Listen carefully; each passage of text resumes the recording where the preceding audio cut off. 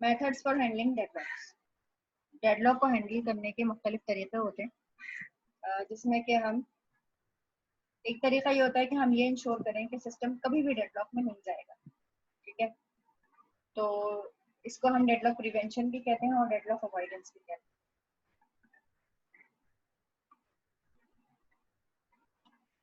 या तो हम ये इंश्योर करें कि सिस्टम कभी डेडलॉक में नहीं जाएगा, एक तरीका ये हो सकता है, या फिर हम ये अलाउ करें कि सिस्टम हमारा डेडलॉक में जा सकता है, तो हमारे पास कोई डिटेक्शन मैकेनिज्म होना चाहिए ताकि हम डिटेक्ट कर सकें कि डेडलॉक तो नहीं आ गई है और फिर उसके बाद हम उससे रिकवर कर सकें उस सिचुएशन से।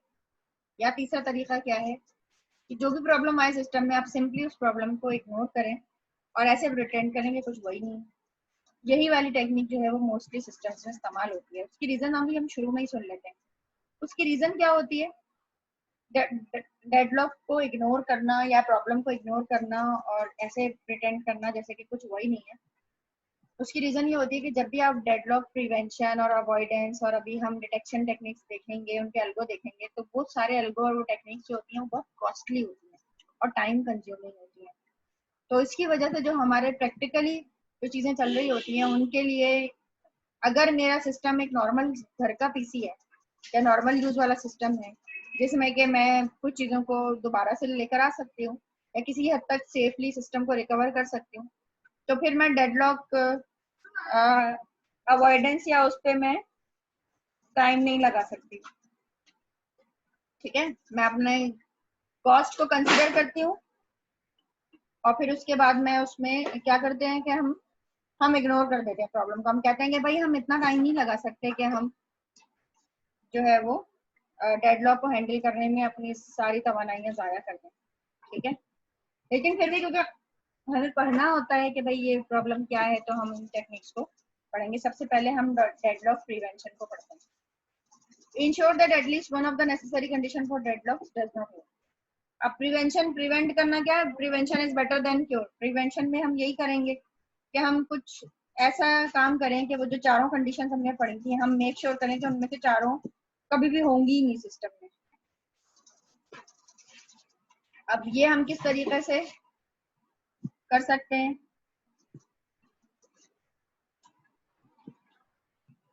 हम म्यूचुअल एक्सक्लूजन को हम इम्प्लीमेंट ना करें उन रिसोर्सेज के लिए जो कि शेयर हो सकती हैं इजीली, लेकिन स्टिल हमें म्यूचुअल एक्सक्लूजन को इम्प्लीमेंट करना पड़ता है नॉन शेयरेबल रिसोर्सेज के लिए जो कि साइमल्टेनियस एक्सेस नहीं हो सकती। तो म्यूचुअल एक्सक्लूजन से जो डेडलॉक आ रही है उसको तो हम प्रिवेंट नहीं कर सकते, therefore can not be used for prevention. Mutual exclusion नहीं हो सकता। अब होल्ड एंड वेट की बात करते हैं। होल्ड एंड वेट में क्या होता है? Must guarantee that whenever a process request a resource it does not hold any other resource. Hold and wait में हम ये मेक श्योर कर सकते हैं कि जब भी कोई प्रोसेस किसी रिक्वेस्ट रिसोर्स की रिक्वेस्ट करे तो हम उसने कोई और रिसोर्स नहीं रखी हुई अपने पास, क्योंकि हमने ये देखा कि अगर किसी प्रोसेस ने कोई रिसोर्स रखी हुई है और वेट कर रहा है किसी और रिसोर्स का, तो उस वक्त डेडलॉक आता है। तो इस प्रॉब्लम का, होल्ड एंड वेट जो प्रॉब्लम है, इसका सोल्यूशन क्या होगा? Require process to request and be allocated all its resources before it begins execution. तो इसका तरीका क्या होगा कि जब भी कोई प्रोसेस स्टार्ट हो रहा हो तो स्टार्ट में ही उसकी तमाम प्रोसेसेस, उसको जितनी भी रिसोर्सेज चाहिए वो शुरू में ही उनको रिक्वेस्ट कर ले और शुरू में ही लॉक कर ले। सही है, यानी कि जब प्रोसेस स्टार्ट हो रहा हो, स्टार्ट होने से पहले ही वो तमाम रिसोर्सेज को लॉक कर ले, फिर वो एग्जीक्यूशन स्टार्ट करे। या फिर और allow process to request resources only when the process has none allocated to it. और दूसरी चीज, उस वक्त वो तमाम रिसोर्सेज उसे मिले जबकि उसने कोई और दूसरी रिसोर्स रखी हुई नहीं है, तब ये चीज हो सकती है। लेकिन इसका नुकसान क्या होगा? इसका नुकसान ये होगा लो रिसोर्स यूटिलाइजेशन और स्टारवेशन इज पॉसिबल। कि इस केस में ऑब्वियसली क्या होगा? अब आप इस सिनेरियो को सोचें कि एक प्रोसेस है P1 और उसको 3 रिसोर्सेज चाहिए। अब वो तीनों में से 2 रिसोर्सेज अवेलेबल हैं, एक रिसोर्स अवेलेबल नहीं है।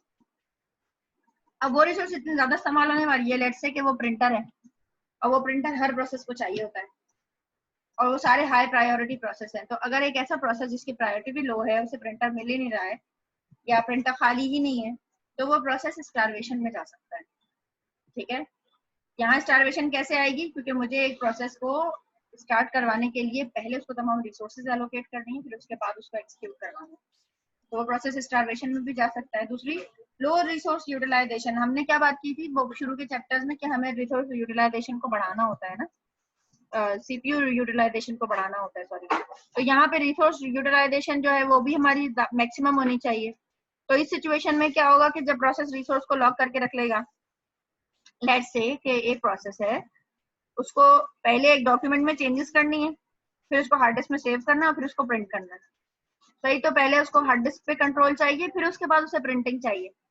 लेकिन क्योंकि हमने एक ऐसा सोल्यूशन प्रोवाइड किया है, हमने होल्ड एंड वेट इस तरह से इम्प्लीमेंट किया है कि पहले तमाम रिसोर्सेज को लॉक करो, फिर अपना काम करो। तो वो क्या करेगा, हार्ड डिस्क को लॉक करेगा, प्रिंटर को लॉक करेगा, फिर वो अपना काम करेगा। अब जितनी देर तक वो अपना काम करता रहेगा, कोई और प्रिंटर को यूज नहीं कर सकता।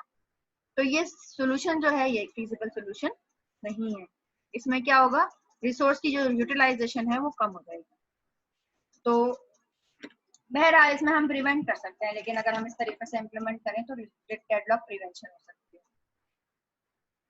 है। नो प्रीएम्पशन और सर्कुलर वेट, इनको हम अभी कंटिन्यू करते हैं। तीसरा तरीका डेडलॉक को प्रिवेंट करने का ये हो सकता है कि नो प्रीएम्पशन। नो प्रीएम्पशन में किस तरीके से डेडलॉक को प्रिवेंट किया जाए कि अगर एक प्रोसेस है जिसने कुछ रिसोर्सेज को होल्ड करके रखा हुआ है और वो कुछ और रिसोर्सेज की रिक्वेस्ट करता है जो कि उसे फौरी तौर पे नहीं मिल सकती है, तो फिर क्या होगा कि उस प्रोसेस से बाकी की रिसोर्सेज भी ले ली जाए, यानी कि वो प्रोसेस जब वेट स्टेट में जाएगा तो उसके पास कोई रिसोर्स नहीं होगी, ठीक है। और preempted resources are added to the list of resources for which the process is waiting। यानी वो जो हमने एक अभी रिसोर्स एलोकेशन ग्राफ में एक एज बनाया था, तो हम इस प्रोसेस से एक एज बनाए उन रिसोर्सेज की तरफ जो कि जिनके लिए वेट कर रहा है, और उसको हम ग्राफ में ऐड कर दें उस एज को। ये प्रोसेस फिर उस वक्त रीस्टार्ट होगा जबकि इसकी तमाम रिसोर्सेज को फिर लेटर ऑन कभी मिल सकती है। Process will be restarted only when it can regain its old resources as well as new ones that it is requesting। यानी इसको जब तमाम resources allocate हो सकेंगे ना तो ये उसी वक्त restart हो सकता है। चौथी जो सिचुएशन थी वो सर्कुलर वेट की थी। Impose a total ordering of all resource types and require that each process request resource in increasing order of enumeration can be used in practice। Circular wait में ये हो सकता है कि कोई ऐसा तरीका इम्प्लीमेंट कर दिया जाए कि जो भी रिसोर्सेज सर्कुलरली वेट कर रही हैं वो इंक्रीजिंग ऑर्डर में करें। इंक्रीजिंग ऑर्डर का मतलब क्या है, लेट्स से कि P1 P2 P3 प्रोसेस है, तो जो रिसोर्सेज मिले किसी भी प्रोसेस को तो R1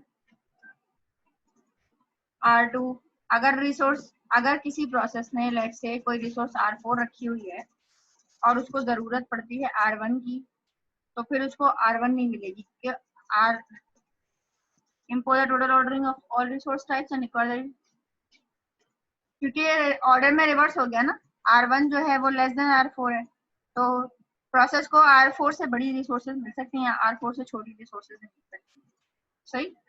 तो यहाँ पे सर्कुलर वेट में प्रॉब्लम नहीं आएगी अगर इस तरीके से इम्प्लीमेंट करेंगे।